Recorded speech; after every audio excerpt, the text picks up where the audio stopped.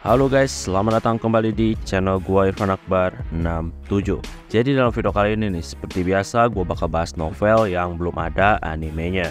Ya, novel yang gua bahas ini adalah Death Mage. Seperti biasa di video kali ini gua tuh bakal merangkum web novelnya dari chapter 137 sampai chapter 141. Video ini adalah kelanjutan dari video-video sebelumnya. Jadi buat kalian yang belum nonton video pembahasan yang sebelumnya, kalian tuh bisa nonton videonya terlebih dahulu. Video ini isinya tuh adalah spoiler untuk lanjutan manganya. Jadi buat kalian yang gak suka spoiler, kalian tuh bisa langsung aja close video ini. Sebelum kita mulai, gue di sini mau ngingetin lagi ke kalian, jangan lupa untuk subscribe channel ini. Dan jangan lupa juga untuk nyalain loncengnya supaya kalian dapat notif kalau channel ini update video terbaru. Oh ya, buat kalian yang mau support gua, kalian tuh bisa langsung aja gabung dan join ke membership, atau bisa juga ngasih jajan via super chat, atau bahkan lewat link Saweria yang ada di deskripsi maupun komentar video ini. Gue juga di sini mau ngasih tahu ke kalian kalau gua tuh punya channel khusus yang bahas tentang manhwa. Jadi buat kalian yang suka sama komik Korea, kalian tuh bisa langsung aja mampir ke channel gua yang satunya, yaitu Irfan 67. Oke, tanpa basa-basi lagi, langsung aja kita mulai ke ceritanya.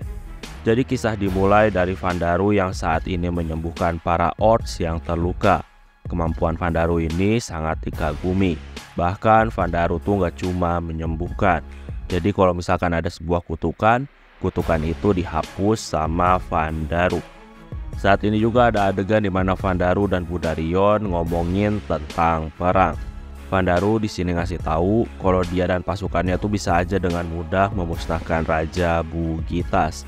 Tapi Vandaru di sini ngerasa sebaiknya Budarion lah yang mengalahkan Bugitas. Gimana pun juga Budarion tuh harus tunjukin ke rakyat kalau Budarion bisa merebut kembali tahta dengan tangannya sendiri. Dengan gitu, rakyat tuh bakal respect kepada Budarion. Vandaru di sini ngasih tahu kalau dia dan pasukannya lah yang menggulingkan tahta. Justru nanti itu rakyat malah menganggap kalau Vandaru dan pasukannya sebagai pahlawan. Dan takutnya nanti itu rakyat negara orcs malah mau dipimpin sama Vandaru. Dan hal itulah jadi lebih baik Budarion lah yang menggulingkan tahta supaya rakyat mendukung penuh Budarion. Di sisi lain, saat ini Gizania dan Muse mereka tuh terlihat agak panik. Ya, alasan mereka panik karena mereka tuh ngasih kalung kasih sayang kepada Vandaru. Jadi dalam budaya ras Arachne dan Empusa, perempuan yang ngasih kalung kasih sayang kepada laki-laki itu artinya perempuan itu melamar laki-laki itu. Nah, Gizania sama Muse ini nggak tahu nih kalau Vandaru ini adalah laki-laki. Mereka tuh mengira kalau Vandaru adalah perempuan. Makanya mereka tuh ngasih kalung itu sebagai tanda persahabatan. Tapi ternyata Vandaru adalah laki-laki. Nah, Ratu saat ini ngasih tahu kalau masalah itu bisa diselesaikan asalkan ngasih penjelasan yang jelas kepada Vandaru tentang budaya dari negara. Di sini Gizania sama Muse terlihat sangat malu. Gimana pun juga Vandaru ini udah keliling kota dengan menggunakan kalung-kalung tersebut. Jadi udah pasti nih rakyat tuh bakal berpikir kalau Gizania sama Muse bakal menikah dengan Vandaru. Jadi ya saat ini tuh bisa dibilang ada rasa malu yang sangat mendalam dari Gizania sama Muse karena kesalahpahaman yang telah terjadi. Bastia di sini kasih tahu kalau Vandaru memang sering membuat salah paham orang-orang. Jadi harusnya untuk Vandaru kesalahpahaman seperti ini bukanlah sesuatu yang harus dibesarkan.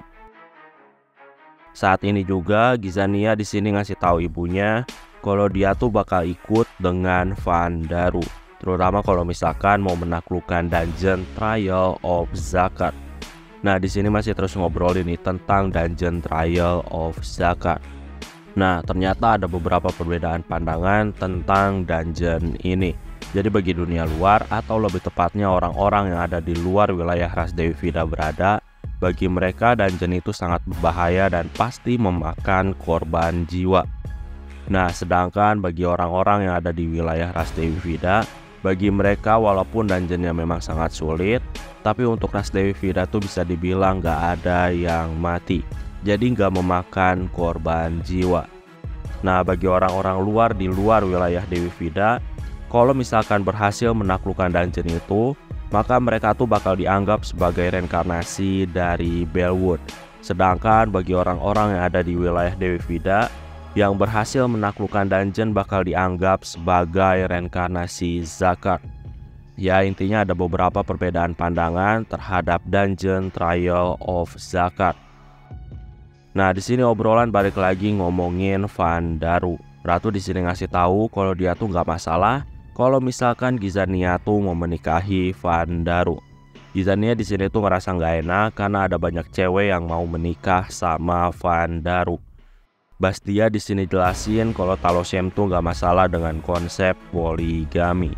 Jadi harusnya nggak masalah kalau misalkan Gizania mau ikut dalam rombongan calon istri-istrinya Vandaru.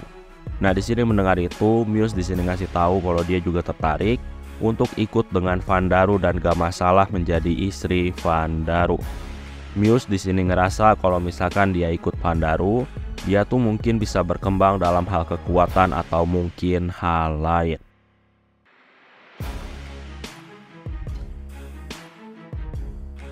Di sisi lain, saat ini Vandaru ada di negara Gol. Sekarang negara itu bisa dibilang lagi diserang nih sama pasukan dari Noble Orcs yang bernama Budirut. Pasukan Gol ini dipukul mundur dan sangat kesulitan dalam menghadapi pasukan Budirut. Oh ya, wilayah para Gol ini berada di sebuah dungeon yang telah diciptakan sama dewa jahat yang bernama Zozo Gante. Nah, sekarang Vandaru datang menyelamatkan para Gol karena dia sebelumnya tuh mendapatkan info dari roh Buburin tentang para orcs yang bakal menyerang para Gol. Vandaru sekarang tuh bertindak nih dengan cara memanipulasi dungeon yang udah dibuat sama dewa jahat. Vandaru sekarang tuh memisahkan pasukan musuh yang ada di dungeon, dan akhirnya pasukan musuh pun dihabisi sama para bawahan Vandaru. Setelah perang itu, Vandaru tentunya mencari informasi dari roh Budirut. Budirut di sini ngasih info kalau dia tuh ada di bawah pengaruh jahat hingga otaknya nggak bisa berpikir secara rasional. Ya, itu terjadi sejak dia tuh mendapatkan kekuatan misterius ketika menjadi bawahannya Bugitas. Jadi Budirut tuh di sini melakukan hal jahat bukan karena memang keinginan darinya, melainkan memang karena pengaruh yang jahat. Nah, mendengar itu, Vandaru yang tadinya memusnahin jiwa dari Budirut, sekarang Vandaru pun akhirnya membatalkannya. Di sisi lain ada kisah dari Tarkus yang merupakan penyihir berbakat dari pasukan Dukmarme. Saat ini, Tarkus menggunakan burung untuk melihat situasi di wilayah Rasaila yang ada di Sauron. Nah, Tarkus tuh mau mencari informasi karena tiba-tiba orang-orang dari Rasaila maupun pasukan pemberontak sekarang tuh tiba-tiba udah gak ada lagi di wilayah Sauron. Nah, dalam pencarian informasi itu, Tarkus sekarang tuh melihat ada sebuah tubuh monolit berwarna hitam yang besar, dan itu ada di antara pepohonan yang ada di lereng gunung. Nah, ketika Tarkus mendatangi tempat itu menggunakan burungnya, tiba-tiba suasana sekarang berubah menjadi hening. Tarkus sekarang tuh ngerasain firasat yang sangat buruk. Nah, ketika mendekat, Tarkus juga melihat ada simbol mata besar di tengah tugu itu. Gak lama, Tarkus sekarang tuh mendengar suara yang menyuruhnya untuk lebih mendekat lagi. Tarkus di sini ketakutan karena tiba-tiba pikirannya diserang. Tarkus pun akhirnya kehilangan kontrol dari kesadaran burung yang telah dikendalikan. Kesadarannya juga sekarang tuh kembali ke tubuh aslinya. Di sini Tarkus teriak-teriak ketakutan, dia tuh keringat dingin dan sangat panik. Kan hal itulah para penjaga sekarang tuh memasukkan Tarkus ke dalam sebuah ruangan. Ya, ternyata di ruangan itu udah banyak penyihir lainnya yang ternyata mengalami serangan mental yang sama seperti Tarkus. Para penyihir itu sama-sama terkena serangan mental ketika mereka tuh menyelidiki tugu yang ada di lereng gunung. Di sisi lain, Machida sama Aran saat ini melihat dari tempat dewa. Mereka di sini melihat tentang kondisi para penyihir bawahan Marmee yang terkena mental. Keduanya di sini menduga kalau tugu itu kemungkinan tuh sengaja dibuat sama Vandaru untuk perlindungan dirinya. Keduanya juga sekarang menyadari alasan Vandaru menggunakan penghalang itu semua karena sebelumnya Vandaru tuh dimata-matai dari tempat dewa. Makanya Vandaru tuh membuat penghalang yang kuat supaya dia tuh nggak lagi dimata-matai orang lain. Dan penghalang itu bisa dibilang sangat kuat dan bisa membuat orang terkena serangan mental. Keduanya di sini ngerasa kalau itu sangat berbahaya untuk orang-orang, terutama para reinkarnator, karena bisa-bisa mereka tuh kena mental. Di sisi lainnya, saat ini Vandaru sangat bingung karena sekarang banyak wanita yang ingin menikah dengannya. Ya, walaupun sebenarnya di dunia Lambda ini nggak masalah memiliki banyak istri, tapi tetap aja hal itu membuat Vandaru nggak nyaman. Saat ini Vandaru pun akhirnya mendatangi tempat dewa jahat Zozogante. Di sini juga ada adegan di mana dewa jahat Zozogante dia tuh mengucapkan terima kasih kepada Vandaru karena udah menyelamatkan para penyembahnya, yaitu Parago.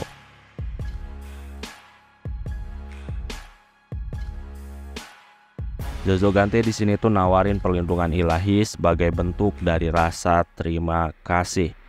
Di sini Vandaru mempertanyakan kenapa Zozogante nggak membuat dungeon yang diisi monster kuat, atau seenggaknya ada bos dungeon yang kuat. Dengan gitu harusnya Parago nggak bakal terpojok seperti ini. Zozogante di sini jelasin kalau dia dan para dewa jahat lain harus mempertahankan penghalang yang ada di wilayah Dewi Vida supaya nggak diintervensi sama dewa lain seperti Alda maupun Rodgord. Ya, karena penghalang-penghalang itu, Alda sama Rodgord tuh nggak bisa berbuat banyak terhadap wilayah Dewi Vida karena di sana ada penghalang yang kuat. Nah, karena kekuatannya terbagi untuk mempertahankan penghalang, makanya Zozogante itu nggak bisa membuat bos dungeon yang kuat. Di sini masih ada obrolan tentang dewa. Diketahui ternyata kekuatan Zozogante harusnya tuh setara dengan kekuatan Ravo Vivat. Nah, tapi entah gimana caranya, sekarang kekuatan Ravo Vivat ini menjadi sangat kuat. Bahkan Ravo Vivat bisa membuat Dewa Bubu Bujenge dan Zanalpadna kerepotan. Padahal harusnya kedua dewa jahat itu jauh lebih kuat daripada Ravo Vivat. Di sisi lain, saat ini terlihat kalau Birkin kesulitan membangun ulang organisasi vampir. Dan hanya Birkinlah satu-satunya vampir murni yang masih hidup. Birkin ini sebenarnya udah punya rencana untuk menguasai organisasi ketika Gubamon sama Tessia masih hidup. Tapi ternyata keduanya tuh sekarang malah mati dengan tragis. Nah, karena keduanya nggak ada, hal itu membuat Birkin menjadi kerepotan karena harus membangun organisasi sendirian. Birkin di sini kesal karena vampir-vampir hebat tuh banyak yang telah dibunuh dan banyak juga yang ikut sama Vandaru. Jadi bisa dibilang sekarang Birkin tuh kekurangan sumber daya. Birkin di sini tuh menyadari kalau Vandaru ini sangat berbahaya. Birkin sekarang tuh udah gak yakin lagi kalau dia tuh bisa membunuh Vandaru kalau misalkan harus bertarung 1 lawan 1. Birkin sekarang tuh mikirin cara lain untuk membunuh Vandaru. Di sisi lain saat ini ada kisah dari High Kobold yang bernama Gargia. Gargia tuh adalah keponakan dari raja sebelumnya. Gargia sekarang tuh menjadi pemimpin setelah dia merebut tahta dari raja sebelumnya. Gargia ini disupport sama Bugitas dan dia juga sekarang tuh beralih menjadi penyembah dewa Ravo Vivat. Nah, karena hal itu jugalah Gargia tuh sekarang bisa dengan mudah merebut tahta. Nah, ketika menjadi raja, Gargia ini bisa dibilang sangat kejam. Dia tuh suka menyiksa rakyat, terutama perempuan. Perempuan tuh sering dilecehkan dan sering disiksa. Bagi Gargia yang kuat, yang berkuasa. Sekarang ada adegan di mana Gargia saat ini tuh memakan daging orang yang telah menentangnya. Ya, karena kekejamannya itu, Gargia tuh banyak dibenci sama orang-orang. Salah satunya dibenci sama sepupunya sendiri yang bernama Lulu. Lulu ini berharap kalau Gargia ini mati secara mengenaskan. Saat ini, Gargia mendapatkan info tentang terbunuhnya sekutu terkuatnya yaitu Noble Orcs yang bernama Bufudin. Gargia tentunya sangat terkejut ketika mendengar kabar itu. Ya tentunya Bufudin sama pasukannya tuh dibunuh sama pasukan Vandaru yang merupakan gabungan dari banyak ras. Ya para Orc cuma bisa ketakutan dan gak berdaya ketika menghadapi pasukannya Vandaru. Bufudin ini dibunuh sama Pangeran Budarion. Pangeran Budarion tuh menjadi sangat kuat karena dia tuh menerima kekuatan dari Vandaru. Makanya dia tuh bisa menebas Bufudin dengan satu tebasan pedang. Oh ya, Budarion ini sebenarnya punya perlindungan ilahi dari dewa Mububu Jengge. Tapi ya walaupun gitu, kekuatan Budarion ini udah mentok dan masih kalah sama Bugitas. Tapi sekarang kekuatan Budarion tuh meningkat drastis ketika dia tuh mendapatkan kekuatan dari Vandaru. Budarion sendiri di sini tuh sangat terkejut karena ternyata efek dari skill guidance yang dimiliki sama Vandaru bisa meningkatkan kekuatannya secara drastis. Setelah mengalahkan pasukannya Bufudin, Vandaru sekarang tuh mendapatkan info tentang pasukan Gargia yang mendekat. Vandaru dan yang lainnya pun saat ini bersiap untuk perang selanjutnya.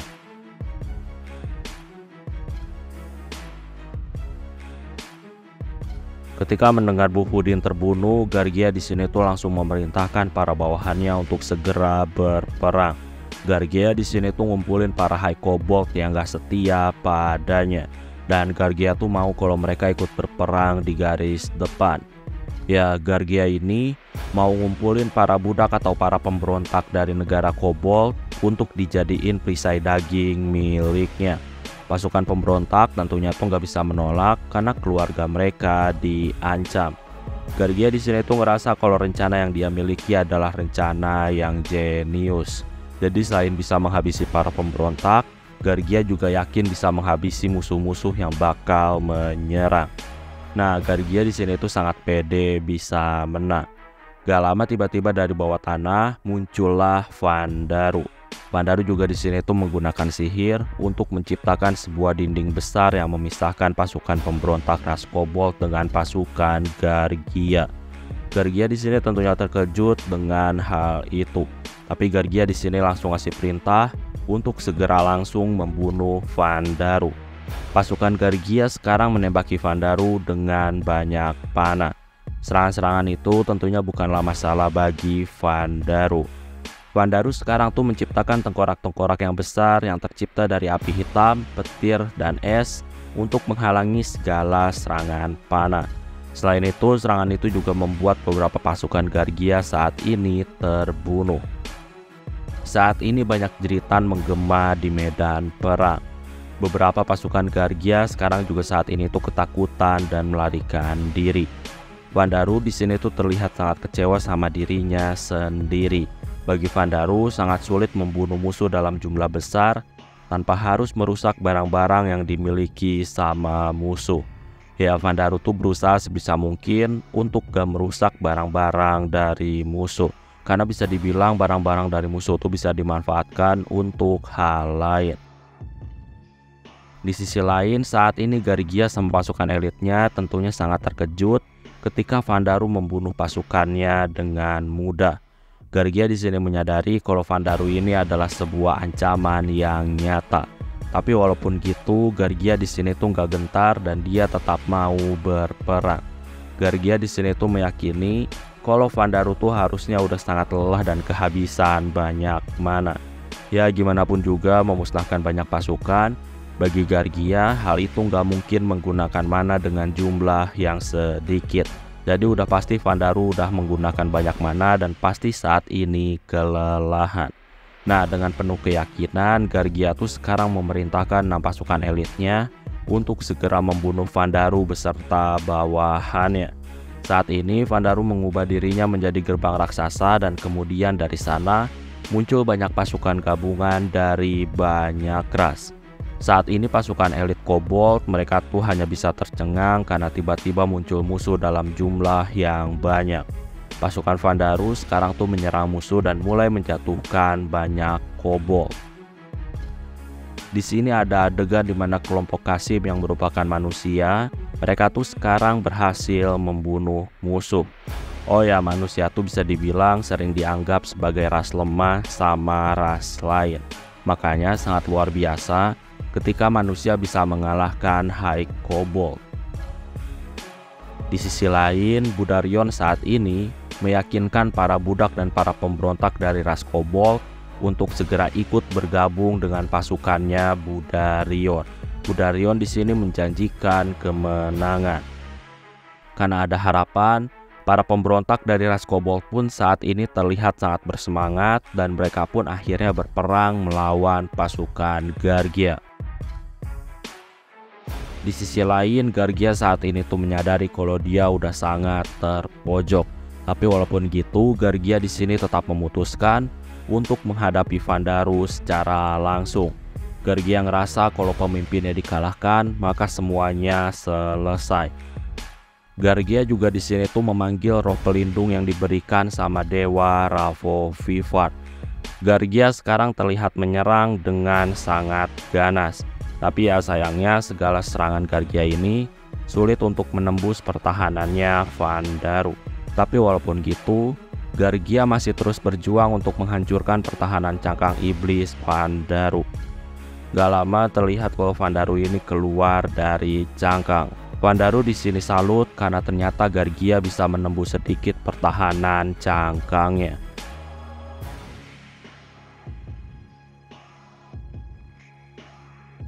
Vandaru di sini tuh nanya apakah Gargia ini bisa menyerang lebih kuat lagi atau enggak. Gargia di sini terlihat sangat marah dan dia tuh ngeluarin banyak serangan. Vandaru di sini tuh mengamati bermacam-macam serangan yang udah dilakuin sama Gargia. Bagi Vandaru saat ini kekuatan Gargia ini bisa dibilang udah mentok. Nah, karena udah tahu bahwa musuhnya udah mencapai batasnya, Vandaru di sini langsung menggunakan kekuatan tanduk dan darah Raja Iblis miliknya. Vandaru di sini tuh nyiptain sebuah pistol dan Vandaru langsung menembak Gargia dan serangan itu pun akhirnya merobek tubuh Gargia. Gargia sekarang tuh hanya bisa teriak kesakitan. Roh pelindung dari dewa yang saat ini ada pada tubuh Gargia, saat ini roh itu ternyata lenyap. Gargia di sini jalan terhuyung-huyung dan saat ini mulutnya tuh muncrat darah hitam. Gak lama setelah itu Gargia pun akhirnya jatuh ke tanah. Vandaru di sini mengkonfirmasi kalau ternyata tembakannya tuh bisa membunuh roh pelindung yang dikasih sama dewa. Oh ya, Gargia di sini posisinya masih belum mati. Vandaru pun di sini ngasih perintah untuk Kasim dan kelompoknya untuk segera membunuh Gargia. Gimana pun juga dengan membunuh Gargia, Kasim sama kelompoknya tuh bakal mendapatkan EXP dan mereka pasti bakal bertambah kuat. Gargia yang saat ini sekarat, dia tuh sekarang merasa sangat malu dan merasa sangat terhina. Ya, Kasim dan kelompoknya adalah manusia. Jadi bagi Gargia, manusia tuh bisa dibilang hanyalah ras yang sangat lemah. Tapi sekarang Gargia yang sekarat ini ternyata malah mau dibunuh sama manusia yang lemah. Gargia di sini tuh masih nunjukin penolakan karena dia tuh nggak mau mati dengan hina. Tapi ya pada akhirnya Gargia pun mati mengenaskan dan dia dipenuhi sama rasa malu karena dibunuh manusia. Para pemberontak dari ras Kobold saat ini mereka tuh bersorak karena kematian Gargia. Setelah Gargia mati, sekarang Vandaru menyuruh kelompok Kasim menuju kastil. Awalnya Kasim tuh mempertanyakan kenapa tugas itu dikasih ke dia. Tapi ya pada akhirnya Kasim sama kelompoknya tetap pergi menuju kastil seperti yang telah diperintahkan Vandaru.